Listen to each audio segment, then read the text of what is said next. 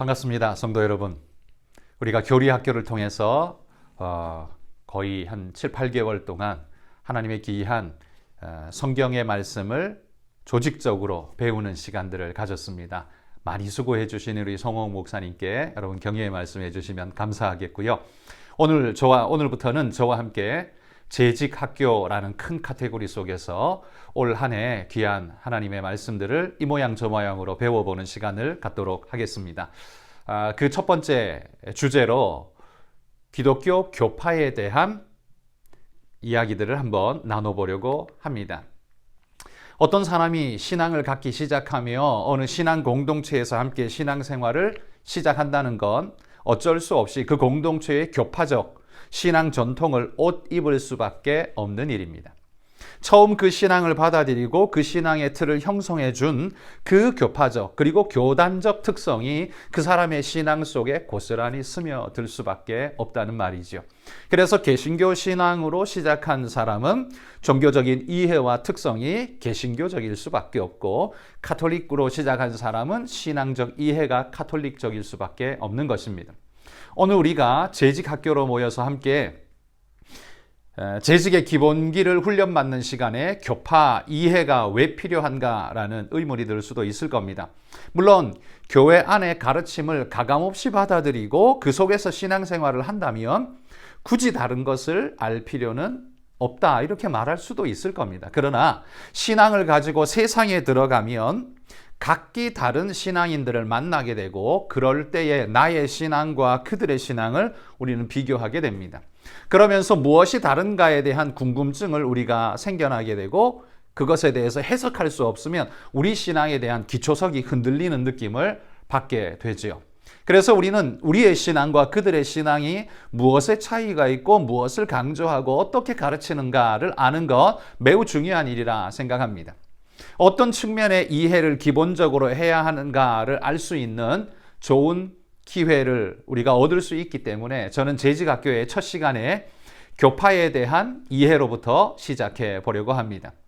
교회 재직이라고 하면서 가톨릭과 기독교의 차이도 모르고 또 각 교단적 기본적 이해도 모른다면 어떤 면에서는 조금 부끄러울 수도 있겠죠. 물론 모른다고 해서 신앙생활 못하는 건 절대 아닙니다. 물론 몰라도 하나님과의 좋은 관계 속에서 깊은 신앙을 유지할 수 있습니다. 그러나 알면 더 탄탄한 기독교 신앙을 다져갈 수 있다는 측면에서 한가람교회의 재직으로서의 수준을 높인다라고 생각을 하시고 한번 같이 배워보도록 하겠습니다.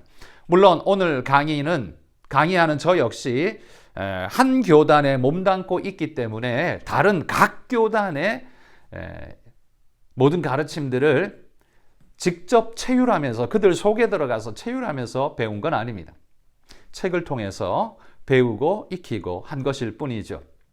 그래서 오늘 제가 할 강의는 전희준 교수님이 쓰신 기독교 교파 한눈에 보기라는 책이 있습니다. 이 책을 텍스트로 해서 저는 이 책을 여러분에게 전달해 드리는 전달자로서 강의를 하도록 하겠습니다. 그러므로 이 강의 속에서 나오는 모든 내용들은 이 책 안에 있다는 것 기억하시고, 궁금하신 분은 이 책을 참고하시면 더 많이 도움되시리라 생각됩니다. 자, 그러면 먼저 이런 질문으로 한번 시작을 해보겠습니다. 기독교 교파에 대해 바르게 이해하는 것이 우리의 신앙에 어떤 유익을 주는가라는 질문입니다. 기독교 교파들에 대한 이해가 내게 주는 유익이 뭘까요? 여러 가지 유익이 있을 수 있습니다. 첫 번째는 뭐냐 하면 교회의 특정 가르침이 우리 교파만의 독특한 전통인지 아니면 그것이 함께 공유하는 것들인지 우리가 그런 것에 대한 구분을 할 수가 있겠죠.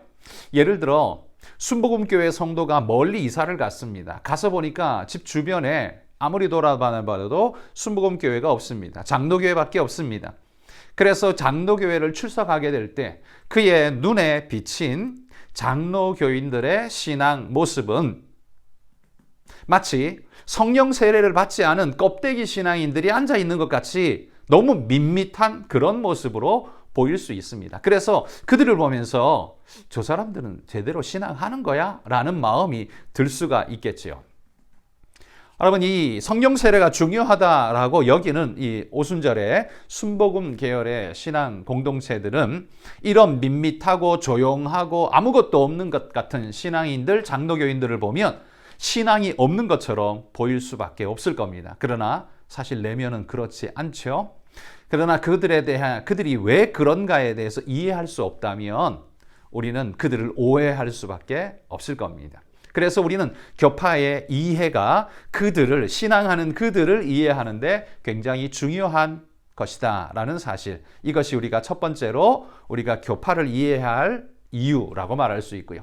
두 번째는 교파들 간에도 서로 함께 공유하는 교집합에 속하는 내용을 우리는 모두가 함께 하기 때문에 이건 정말 중요한 것이다 라고 믿고 더 확신한 믿음을 가질 수 있겠죠. 그리고 교파들 간의 차이를 이해함으로써 더 유연하게 그들을 대할 수 있는 마음의 자세가 생길 수 있을 겁니다. 교파는 서로 다르지만 각 교파 속에도 대부분 공유하는 기본적 진리가 있습니다. 그래서 이걸 우리는 복음주의라고 이렇게 말하죠. 복음주의는 각 교단이 달라도 성경이 말하는 핵심적인 요소를 함께 공유하는가, 그 공유하는 무리들을 가리켜 우리는 복음주의 교단 이렇게 부릅니다. 장로교, 침례교, 감리교 이런 교단들이 다 그 안에 속하고 있는 것이죠. 공유하는 바로 그 진리가 모두가 인정하는 진짜 중요한 진리라는 말이겠죠. 그리고 내가 믿는 교파의 특징은 그 중에서도 무엇을 강조하는지 우리가 이해한다면 우리 신앙의 특징도 명확하게 설명할 수 있고 이해할 수 있을 겁니다. 세 번째, 자신의 신앙 전통의 장점을 더 분명하게 이해할 수 있고 또 어떤 부분을 보완하면 좋을지 생각해 볼 수 있는 기회가 되기도 합니다. 예를 들면 유아 세례를 시행하는 교회가 있고 그렇지 않은 교회들이 있습니다. 유아 세례를 시행하는 전통의 교회 속에서 자랐다면 우리는 큰 고민 없이 우리 자녀들을 유아 세례 받게 할 것입니다. 그런데 교파를 공부해 보면 유아 세례를 시행하지 않는 교회들도 있다는 걸 알게 됩니다. 그럴 때 우리는 왜 그들은 하지 않고 우리는 하는지, 하는 것과 하지 않는 것의 차이가 뭔지, 왜 우리는 하게 되는지에 대한 이해를, 이 교파 이해를 통해서 우리는 더욱더 분명하게 가질 수 있게 될 것입니다. 따라서 교파를 올바르게 이해하게 되면 자신이 속한 신앙 전통을 더 깊이 이해할 수 있고 잘못된 게 아니라 이건 차이점에 따라서 서로 상이한 포커스라는 걸 이해하게 된다면 더 여유롭게, 유연성 있게 우리는 서로를 이해하고 받아들일 수 있는 그런 마음이 생길 수 있을 겁니다.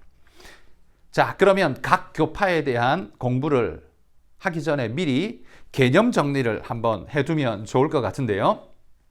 우리가 교단이라는 단어는 쉽게 많이 써왔지만 교파라는 단어는 사실 별로 그렇게 많이 쓰지는 않죠.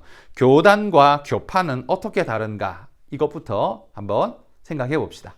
여러분, 교단이라는 건 하나의 헌법 체계 아래에서 단일 조직으로 갖추어진 법적인 공동체를 가리켜 우리는 교단이라고 말합니다. 이 교단은요, 하나의 헌법을 함께 수호하며 그 법에 저촉받는 그 공동체를 말해요. 그러나 교파라는 개념은 더 큽니다. 교파는 이런 하나의 법적 카테고리 안에 있는 법적 주체는 아니지만 비슷한 같은 역사와 전통의 여러 공통 분모들을 함께 공유하고 있는 그런 여러 교단들이 교파 안에 포함될 수 있습니다. 그래서 교단보다 교파가 훨씬 더 큰 개념이라는 거죠. 예를 들면 장로교는 같은 역사와 전통을 가지고 같은 신앙을 하고 있습니다만 같은 장로교 안에도 여러 교단이 나뉘어지죠.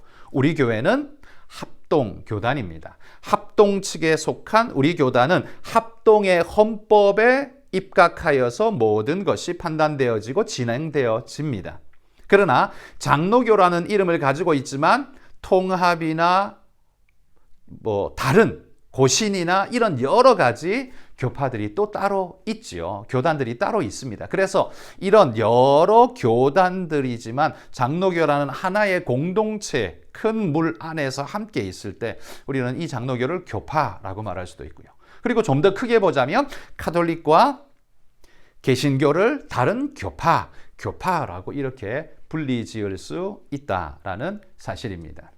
자, 그러면 교단과 교파, 교단보다 교파가 더 큰 개념, 공동체의 큰 개념이라는 걸 그냥 이해하면서 그러면 좀 더 구체적으로 한번 들어가 봅시다. 자, 오늘은 우리가 신앙하는 각 교파들이 어떻게 형성되었고 그 교파들의 특징이 무엇인지에 대해서 한번 살펴보는 그 시간을 갖도록 하겠습니다. 오늘은요, 모든 교단을 다 살필 수는 없고 구교라고 말하는 로마 카톨릭과 동방정교회에 대해서만 살펴보도록 하죠. 자, 우리가 기독교라고 말하면 보통 기독교 그리고 개신교라고도 말하잖아요. 여러분, 기독교와 개신교는 같은 말일까요? 다른 말일까요? 기독교와 개신교는 같은 말은 아닙니다. 이 개신교라는 건 이 구교에서부터 새롭게 말씀 중심으로 새롭게 개혁되어서 나온 무리들을 가리킬 때 우리는 개신교라고 말하고요. 기독교라고 말할 때는 예수 그리스도를 주로 고백하는 모든 신앙 공동체를 다 총칭합니다. 로마 카톨릭도 이 안에 포함되지요. 그래서 기독교 안에 개신교가 들어가는 겁니다.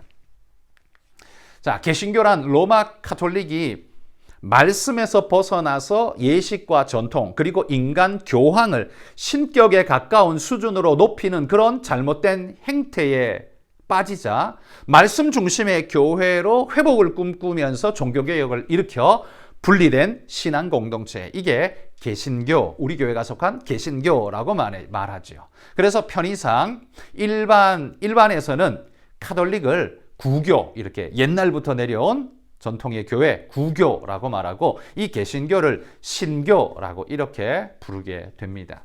우리는 뭐 구교, 신교라고는 잘 안 하죠. 그냥 크게 개신교와 로마 카톨릭 이렇게 그냥 나눌 뿐이죠. 그러나 이 모든 건 기독교라는 공동체 안에 함께 있다는 겁니다. 오늘은 카톨릭 구교를 말하는 그것만 함께 살펴봅니다. 자, 로마 카톨릭과 동방정교회를 가리켜 우리는 구교라고 부르는데요. 우리가 일반적으로 카톨릭이라고 말하는 건 로마 교황을 중심으로 한 로마 카톨릭을 생각하죠. 카톨릭이라고 말하면 그거 하나뿐인 줄 압니다. 그런데요, 로마 카톨릭 말고도 이 같은 전통에 있는 동방정교회라는 것이 있습니다.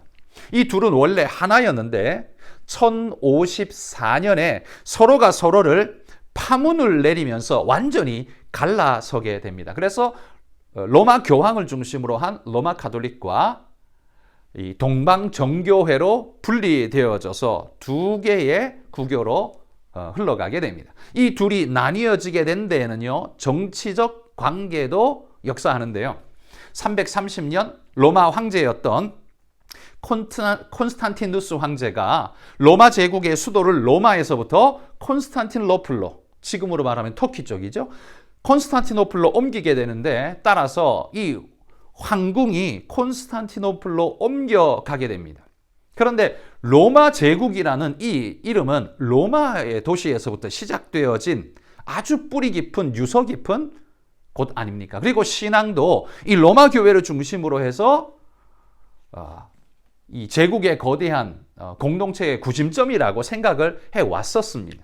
로마는 오랜 동안 제국의 중심이었고 그곳에 있는 교회는 흔들리지 않는 견고한 중심적 위치를 가지고 있었다는 거죠. 로마 제국 내에 있는 교회들을 관리하고 지도하는 초기 시대에는 로마가 모든 걸 지금처럼 교황이 관장하는 그런 식이 아니었습니다. 처음에는요, 5개의 중심 교구가 온 세계를 분할하여서 관구를 중심으로 해서 양육하고 관리를 해왔습니다. 한 교회가 전 세계를 감당할 수는 없잖아요. 그래서 관구를 여러 가지의 교구로 나누었는데 그 교구가 5가지였습니다. 로마 교구, 콘스탄티노플 교구, 안디옥 교구, 예루살렘 교구, 그리고 알렉산드리아 교구가 있습니다. 자, 이걸 지도상에서 살펴보면 이렇습니다. 자, 시계 방향으로 돈다고 생각하시고 보면 로마의 로마 교구가 중심으로 일대를 관리하고요. 그 다음에 콘스탄티노플을 중심으로 콘스탄티노플 교구가 있고요. 그 다음에 안디옥 교구, 그 다음에 아래쪽에 예루살렘 교구, 그리고 알렉산드리아 교구, 이 5개의 교구가 지중해를 둘러싸고 그 당시 세계라고 말하는 기독교 세계라고 말하는 이 세계를 오분할하여서 각 교구가 교회를 돌보고 있었습니다. 그러나 모두가 다 하나의 형제로서 함께 교류하고 함께 소통하는 그런 하나의 교회였었습니다. 그런데 이제 제국의 수도가 콘스탄티노플로 옮겨졌으니 원래 수위권을 주장하던 이 로마와 이제 제국의 수도가 되어버린 콘스탄티노플 사이에는 경쟁의 관계가 생겨날 수밖에 없었습니다. 누가 더 중심이냐? 야, 원래부터 로마야 라고 말하는 이들과 제국의 수도가 된 콘스탄티노플이 당연히 중심이지 라고 말하는 무리들이 당연히 생겨나게 되겠죠. 그런데 이 경쟁의 이 와중에 이슬람이 팽창하게 됩니다. 이슬람이 팽창하면서 알렉산드리아, 예루살렘, 안디옥까지 다 집어삼켜버리게 됩니다. 이 세 개의 교구는 이제 이슬람 손에 떨어져 버리고 기독교 교구에서부터 사라져버리게 되죠. 남는 건 로마와 콘스탄티노플 2개만이 남게 됩니다. 그러다 보니 이 둘의 경쟁은 더 치열해지게 되어지는 거죠. 이전부터도 워낙 넓은 땅덩어리이기 때문에요. 문화적으로도 크게 달랐던 이 동방과 그리스 쪽의 이 동방과 이 로마 쪽에 그리고 그 서방 교회는 이후로도 신학적으로 갈등을 많이 겪어가게 됩니다. 지리적으로 멀다 보면 문화가 다르고 여러 이해, 생활 방식, 사고 방식이 달라지기 때문에요. 이 시간이 길어지면서 신학적인 개념 이해도 조금씩 다 어긋나게 되죠. 통합하기가 쉽지가 않은 겁니다. 결국 1054년에 동방교회와 서방교회가 서로를 파문하여서 갈라서게 됩니다. 이렇게 분열된 동방교회와 서방교회는 동방정교회, 콘스탄티노플을 중심으로 동방정교회, 로마를 중심으로 로마 캐톨릭이라고 불려지게 되죠. 그리고 우리는 동방정교회 이쪽으로는 별로 크게 교회사 쪽에 신경을 쓰지 않고 로마 교회를 중심으로 된 이 서방교회, 유럽으로 뻗어나간 이 서방교회를 우리는 늘 교회사의 중심으로 이야기를 다루기 때문에 우리는 이 로마 교회만이 구교의 유일한 것인 것처럼 생각하게 되죠. 그러나 이 사건, 로마 카톨릭과 동방정교회가 갈라지고 난 이후, 이 분열 이후에 450년이 지난 이후에 이 로마 카톨릭에서부터 종교개혁을 통해 개신교회가 분리되어져 나오게 됩니다. 그래서 이제 로마 카톨릭과 개신교회가 또 나뉘어지게 된 거죠. 자, 여기서 동방교회와 서방교회가 왜 분열하게 되었는지를 간단하게 한번 살펴보겠습니다. 로마적 특징을 지닌 서방과 그리스적 특징을 지닌 동방은 기독교 역사 초기부터 문화적으로나 신학적으로나 서로 다른 분위기 속에서 발전했기 때문에 서방 전통의 뿌리를 둔 이 개신교인들은 동방정교회가 굉장히 생소하게 여겨질 수밖에 없습니다. 문화적 신학적 차이를 보이면서도 공존했던 이 동방교회와 서방교회가 공식적으로 갈라서게 된 건 서로를 파문하게 된 사건 때문인데요. 로마 교황의 사절단이었던 인도자 이 움베르토 추기경이 콘스탄티노플 총대주교인 셀룰라리우스를 파문하는 교서를 소피아 성당에 두고 공회의 석상에서 두고 오게 되자 동방교회는 이 파문을 그냥 당하고만 있겠습니까? 그래서 동방교회의 이 셀룰라리우스 역시 서방교회의 움베르토를 파문해버리게 됩니다. 그래서 동방교회가 서방교회를, 서방교회가 동방교회를 서로 파문장을 내면서 갈라서면서 1053년에 이 구교, 기독교가 대분열의 사건을 일으키게 되죠. 이렇게 갈라선 두 교회는 갈라섰지만 그래도 서로 한번 결합해 보려고 서로 오고 가는 것이 그나마 좀 있었습니다. 노력은 계속해 왔었습니다. 특히나 동로마 황제가 콘스탄티노플을 중심한 동로마 황제가 무슬림의 공격을 받으면서 이것을 막아내려고 로마 교황에게 도움을 요청하게 됩니다. 이 도움에 응답하여서 1095년 로마 교황이었던 우르반 2세가 십자군 운동을 공식적으로 시작하게 됩니다. 자, 이때까지만 해도 서로 동서방은 나뉘어지긴 했지만 그래도 기독교라는 하나의 울타리 안에 있다라고 동질감 속에서 형제라는 의식이 강하게 있었죠. 그래서 이슬람이라는 세력을 대항하기 위해서 서로 협력하고 하나 되어지는 긍정적인 때였습니다. 그런데 안타깝게도 1202년부터 1204년에 일어난 제4차 십자군 전쟁에서 이 서방의 군대가 예루살렘을 향해 가던 중 서방의 십자군이 동방교회의 중심지인 콘스탄티노플에 들어갔을 때 문제가 일어납니다. 누가 그런 말을 했는지 모르지만 3일 동안 약탈과 파괴를 해도 좋다라는 그런 이야기를 하게 됩니다. 누가 했는지는 모르겠지만 3일 동안 약탈해도 좋다라는 허락이 내려졌다라는 소문이 쫙 퍼지면서 이 십자군 군인들이 3일 동안 콘스탄티노플을 완전히 약탈하게 됩니다. 약탈과 파괴와 살인과 강간이 막 일어나게 되는 거죠. 엄청난 문제를 야기하게 됩니다. 이 일 때문에 무자비한 약탈과 살육이 이루어지게 되면서 동방교회의 사람들은 너무나 큰 충격을 입게 됩니다. 이게 이슬람과 다를 바 뭐냐? 이 이슬람보다 더 나쁜 상황이 자기들에게 주어지게 된 거죠. 그래서 심리적으로도 이제는 완전히 그들과 결별하게 되는 마음의 벽을 치게 되는 상황이 이 사건 때문에 일어나게 됩니다. 그 뒤로 동방과 서방은 완전히 단절되어지게 됩니다. 현재는 그래도 조금씩 소통을 하면서요. 1965년에 서로 파문을 함으로써 갈라져 버렸던 이 두 개의 교회가 이 파문을 서로 철회했다고 합니다. 이제 철회해서 하나가 되기까지는 첫 관문을 이제 넘어선 거죠. 앞으로 어떻게 될지는 지켜봐야 되겠지만 서로 파문을 한 것은 1965년에 철회함으로써 한 단계 진전된 결합의 발걸음을 내디뎠다 할 수 있을 겁니다. 자, 동방과 서방이 이렇게 갈라지게 된 것을 우리가 살펴봤습니다. 자, 동서방 교회가 이제 이렇게 나뉘어지게 되었는데요. 그럼 동서방 교회 공통점도 있고 또 이렇게 나뉘어짐으로 차이점도 있지 않겠습니까? 먼저 공통점에 대해서 한번 살펴봅시다. 개신교의 입장에서 봤을 때는 로마 가톨릭이나 동방 정교회나 비슷한 모습으로 보이기 때문에 그냥 같아 보입니다.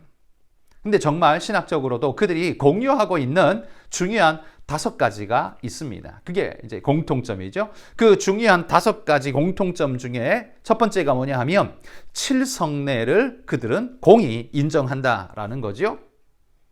세례성사라고 해서 세례, 그리고 견진성사, 입교, 그리고 성체성사, 성찬을 이야기하고요. 고백성사, 고해를 이야기하고, 혼인성사, 결혼을 이야기하고요. 성품성사, 성직자 임명할 때 성품성사, 그리고 병자성사, 병인의 치유, 그리고 죽음을 준비하는 이 병자성사, 이렇게 7가지의 칠성례를 동방정교회나 로마 가톨릭이라 함께 인정한다라는 측면에서 공통점이 있습니다. 우리 기독교는 어떻습니까? 성찬과 세례만 인정할 뿐이죠. 2개만이 예수님이 세운 예식이다라고 우리는 믿고 그 2개만을 인정하지만 이 구교, 동방정교회와 로마 가톨릭은 7개의 성례를 인정합니다. 그리고 두 번째는 성만찬 때에 빵과 포도주가 그리스도의 살과 피로 변한다라고 믿습니다. 이 교리를 우리는 화채설이라고 말하죠. 그런데 동방교회에서는 빵과 포도주가 그리스도의 살과 피로 변한다라고 말은 하는데 화채설이라는 단어는 별로 쓰고 싶어 하지 않습니다. 이 말 대신에 이건 미스터리다 이렇게 표현을 한다고 합니다. 어쨌든 성만찬 때에 빵과 포도주가 그리스도의 살과 피로 변한다라고 믿는 공통점은 2 교회가 다 가지고 있다라는 말이죠. 세 번째는요. 이 2 교회 다 성화 사용을 긍정적으로 생각합니다. 성화란 기독교적인 그림이죠. 그리스도나 마리아나 천사나 성인들의 이런 그림들을 성화라고 말하죠.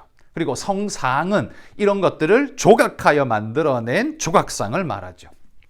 동방정교회는 이런 성상은 동의하지 않습니다. 성상은 거부하는데 이 성화는 동의합니다. 로마 가톨릭은 성화와 성상 둘 다를 인정합니다. 동방정교회는 성상은 거부하지만 성화는 인정합니다. 그러나 기독교, 개신교회는 이 둘 다를 거부합니다. 동방정교회와 이 둘은 성화 사용에 적극적이라는 측면에서 공통점이 있습니다. 네 번째는요, 마리아의 특별한 지위를 함께 공히 인정한다라는 측면에서 공통점이 있습니다. 동방정교회는 로마 카톨릭처럼 마리아는 원죄 없이 임신했다. 그래서 죄가 없는 상태에서 예수 그리스도를 낳고 그랬다라는 마리아의 원죄 없는 임신설을 로마 카톨릭은 주장하지만, 그러나 동방정교회는 이렇게까지는 말하지 않습니다. 단지 마리아는 하나님과 가장 가까운 사람이다, 이렇게 표현을 하면서 마리아를 높인다라고 하죠. 그러니까 마리아를 높이는 것도요, 로마 카톨릭이 더 높이고 동방정교회는 그만큼은 아니지만 높인다, 그런 측면에서 공통점이 있죠. 우리 개신교회는 마리아를 높이지 않습니다. 마리아는 그저 예수님을 육신적으로 낳은 통로의 한 인간으로, 우리와 똑같은 인간으로 인정할 뿐이지 특별한 역사를 행한 사람으로 인정해 줄 뿐이지, 그러나 그를 높이지는 않습니다. 그러나 동방정교회와 로마 카톨릭은 이걸 인정하고 높인다는 것, 특징이죠.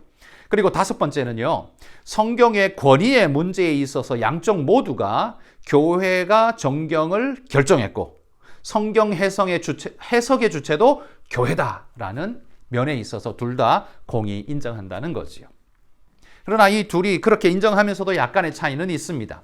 로마 교회는요, 그 해석의 권위가 교회에 있는데 그건 교황에게 핵심적으로 있다라고 이야기를 하지만, 동방정교회는 교회에게 그 권위가 있는데 교황에게 있는 게 아니라 교회 공동체의 공의회에 있다, 이렇게 말하는 거죠. 로마 카톨릭은 교황을 신격화해서 교황에게 모든 권한을 몰아주지만, 동방정교회는 교황이라 부르지 않습니다. 총대주교라고 말하는 이런 같은 급의 최고 지도자가 있는데, 이 최고 지도자가 결정하고 선택하는 게 아니라 그 최고 지도자가 인솔하에 공의회가 결정하고 그것의 결정이 그들의 결정으로 인정한다는 거죠. 약간의 차이가 있죠. 그렇지만 둘 다 공통점은 뭐냐면 교회가 그걸 결정한다는 거예요. 개신교회는 어떻습니까? 개신교회는 교회가 결정한다라고 하지 않고 성경이 그것을 결정한다라고 이야기하죠. 교회는 그걸 받아들이고 수용하고 따른다라는 측면입니다. 그런 측면에서 약간의 차이가 있습니다.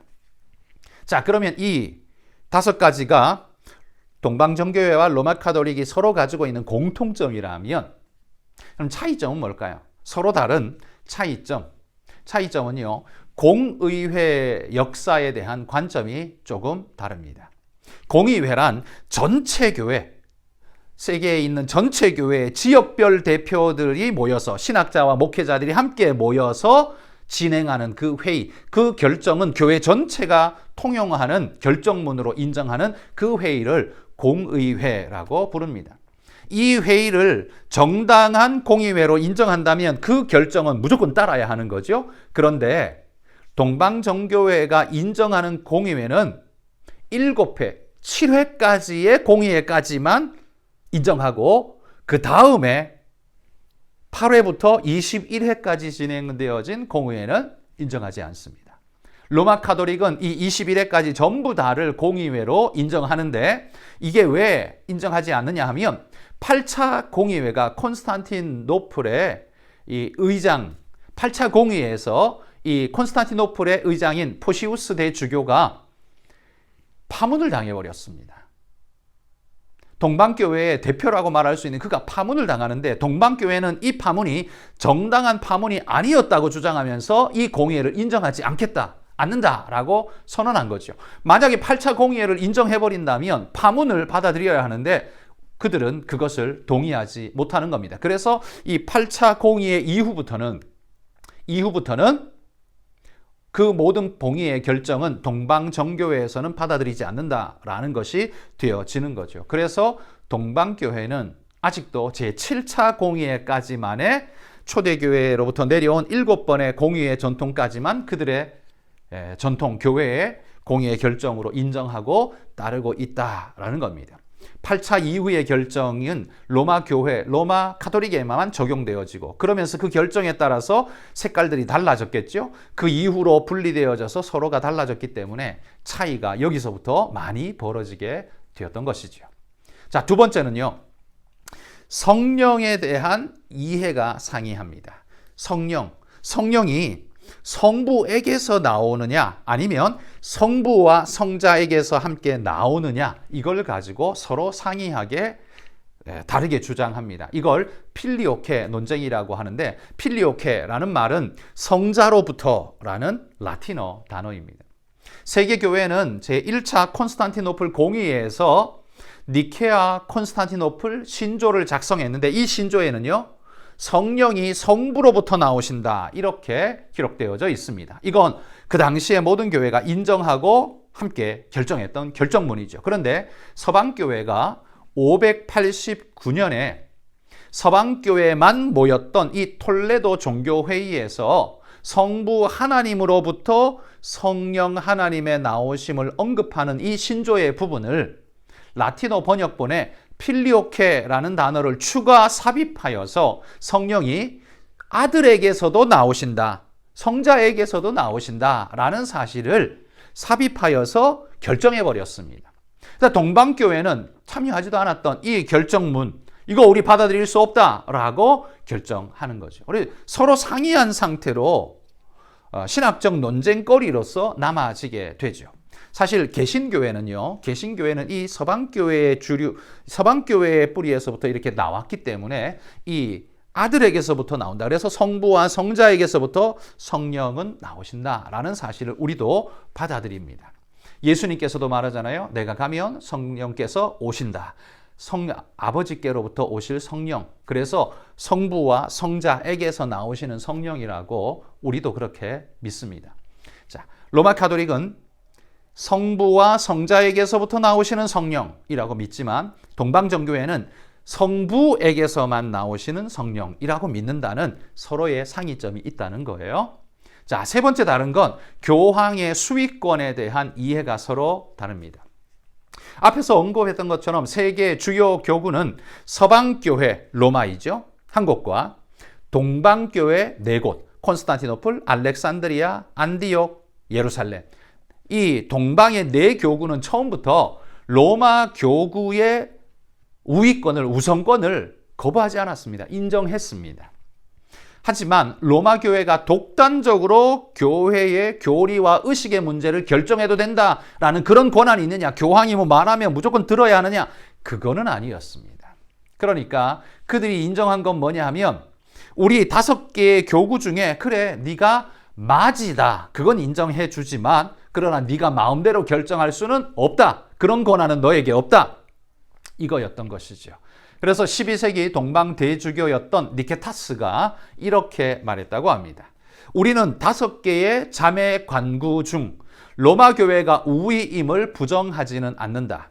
그러나 로마 교회가 자만하여 그의 직책에 속하지 않은 일종의 군주제를 주장하면서 스스로 그러한 행위에 의해 우리와 분리하였다. 어떻게 우리와 상의하지도 않고 우리가 알지도 못하는 상태에서 만들어진 로마 교회의 법령을 받아들일 수가 있겠는가, 이렇게 말했다는 거죠. 그래서 로마 가톨릭 교회는 교황의 수위권 아래에서 발전한 반면에 동방 정교회는 이걸 거부하고 로마 가톨릭 교회와 달리 각 나라의 정교회가 독립적인 자치 정교회로 발전시켜 왔던 것입니다. 각 나라의 정교회 총대주교들은 그 중에서도 콘스탄티노플 총대주교를 동등한 중에서도 첫째다, 이렇게 인정해 주었던 거죠. 5개의 관구에서 로마가 첫째다라고 인정했던 것처럼 이 동방교회, 동방정교회에서도 여러 교구들이 있는데 여러 교구들의 첫째는 콘스탄티노플 총대주교다, 이렇게 인정을 했다는 거죠. 그러나 그들의 의식적, 신학적 결정은 콘스탄티노플 총대주교가 마음대로 내리는 게 아닙니다. 공의회에서 모두가 합의 결정해야만 그것이 인정되어지는 것으로 동방정교회는 그렇게 이끌어져 왔다. 차이가 그렇게 있다라는 이야기입니다. 여러분, 오늘 여기까지 우리가 함께 동방정교회와 로마 가톨릭 구교에 대해서 함께 살펴봤습니다. 서로 상이점도 있고 공통점도 있습니다. 우리가 볼 때는 뭐 비슷해 보이죠. 그러나 1054년에 서로 나뉘어지면서 다른 길을 좀 걸어갔기 때문에 그 속에 분리되어진 어떤 면면들이 있습니다. 자, 이렇게 구교, 기독교 안에 구교에 대해서 오늘 살펴봤는데요. 다음 주에는 개신교, 신교, 개신교 안에 있는 여러 교파들을 함께 살펴보겠습니다. 우리 장로교회도 그 속에 들어있죠. 이 8개의 개신교파들을 함께 다음 주에 한번 살펴보면서 이 구교와 다른 개신교가 어떻게 만들어졌고 뭘 이야기하는지를 함께 살펴보는 시간으로 갖도록 하겠습니다. 오늘 수고 많으셨습니다. 다음 주에 또 뵙도록 하겠습니다. 감사합니다.